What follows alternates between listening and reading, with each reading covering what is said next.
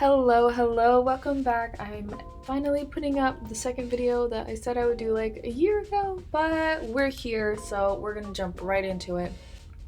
I'm showing you guys some footage of when we first started looking for our dream boat, which is a Lagoon 450. This one that we're looking at right now is a 2014. Its listing price was $525. That's our broker Terry. You guys will meet him later on.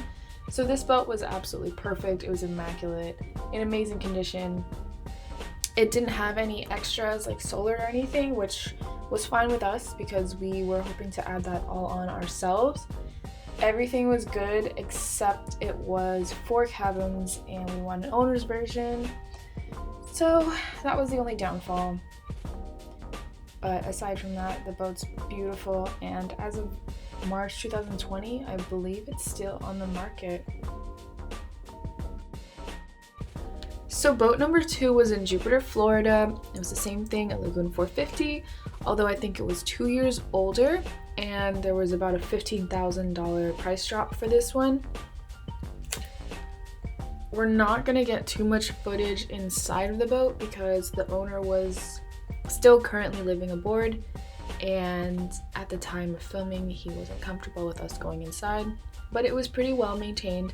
It came with a ton of extras, including everything you see on top of the boat right there on the deck. It had some fishing stuff and some scuba diving stuff included, lots of electronics inside. It was a nice boat, but a little worn in, a little used to say the least, but it was a nice boat. However, a tough comparison to the first one that we saw that day.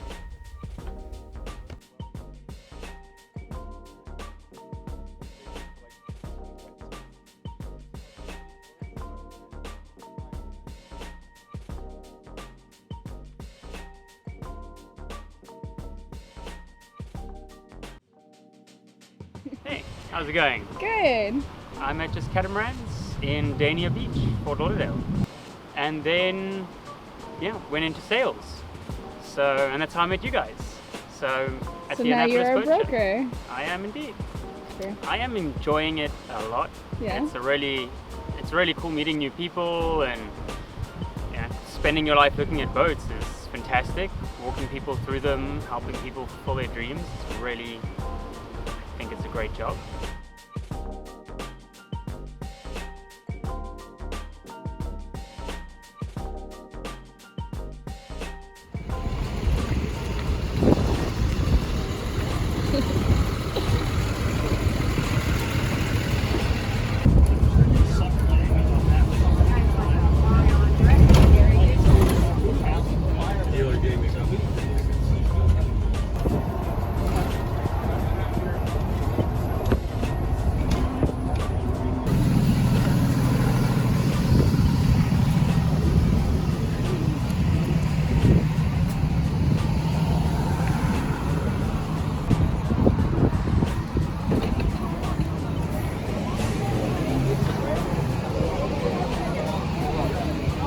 So we actually finally made it to the Annapolis boat show. We got these little VIP passes, thanks to Adam, which are coming in handy, but also not because the brokers keep attracting us. We've looked at the Lagoon 46, and Adam fell in love with it, unfortunately, because it's really expensive. We're looking at a couple other boats, but nothing's quite what we want, so it's kind of hard.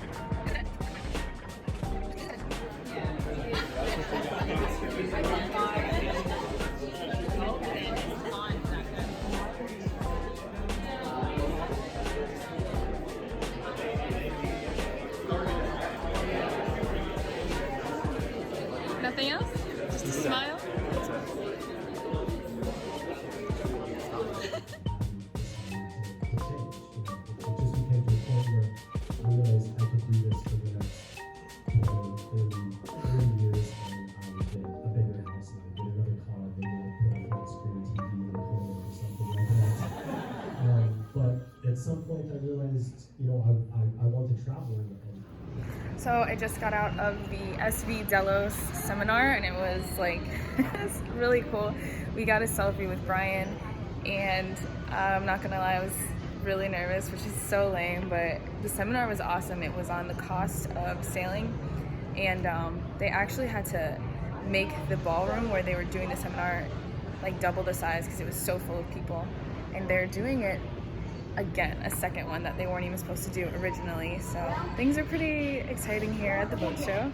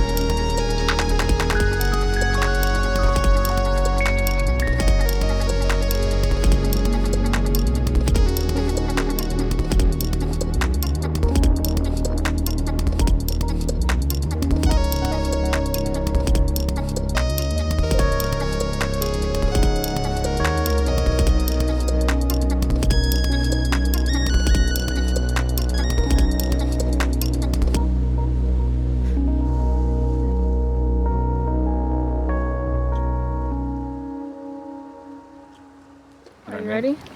When I zoom out, no, Stick, though. put your foot It's down. clearly a stick. Okay, no. No, I'm zooming out. Now put it up. Look at the camera. No, you're supposed to be funny, not funny. Zooming out.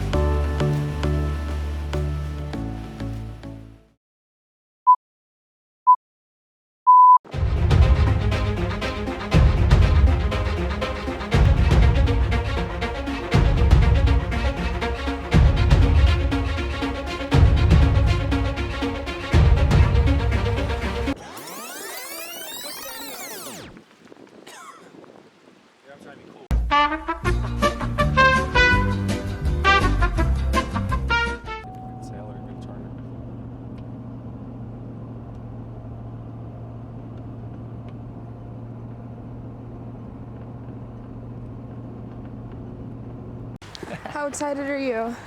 I am excited. No. Ecstatic. How long has this been on your bucket list? It's not on my bucket list. No? No, but it's a want. So it counts. And we're in Vermont. So that's what we do. So where are we? That place. Jerry's ice cream. Jerry's. Ah! Ben and Jerry's.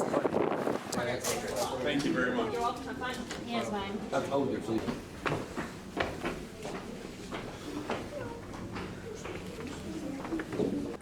All right, everyone, welcome to our theater. Now, like I said back downstairs, we're going to start off our tour with a short film on the history. Kids who met in Merritt, Long Island's 7th grade gym class grew up to create the world's chunkiest ice cream. First up, the 70s. We are in Waterbury, Vermont, and the factory tour was very short. There's a little boy who asked why there was only one room. He was clearly very unimpressed. But Sir Adam got his ice cream. This is fantastic. Is that how you talk normally? This is not how I talk normally. I would say This is fantastic. I would say this is beep fantastic. Oh my god, I don't know which one I hate more. So we're driving an hour to Greensboro, and we're going to a brewery called Hill Farmstead. Adam has a friend that said it was good, so we're gonna go. Are we drinking? We're gonna drink. We're gonna drink. It's not even 12 yet. It's 5 o'clock somewhere. It's 5 o'clock somewhere. God. You throw me totally off track with these like whack ass one-liners. Anything else? Any more golden lines, Adam? It's cold. It's raining. We will press on. Press on. Press on.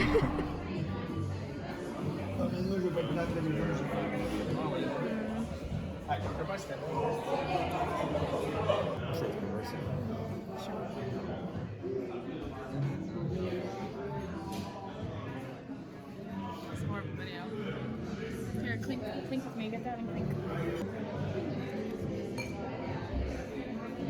Camera's over there, buddy. What? Camera's over there, buddy.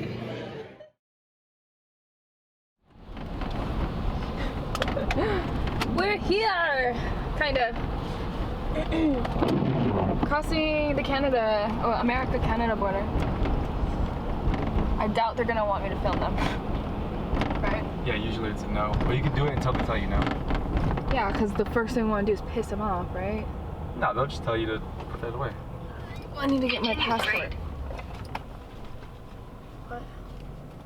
All cannabis products must be declared. Nice. So, apparently the laws are that each person is allowed to bring 8.5 liters. 8 liters. 8 liters of alcohol. And I think we have like what each? I don't know. We have about 12 total. We've got boxes of it. Welcome to Canada. T-Mobile's got you in Canada. If we get arrested. Let this be our last will and testament. If we die, we're gonna die in Canada jail. I highly doubt it's that bad.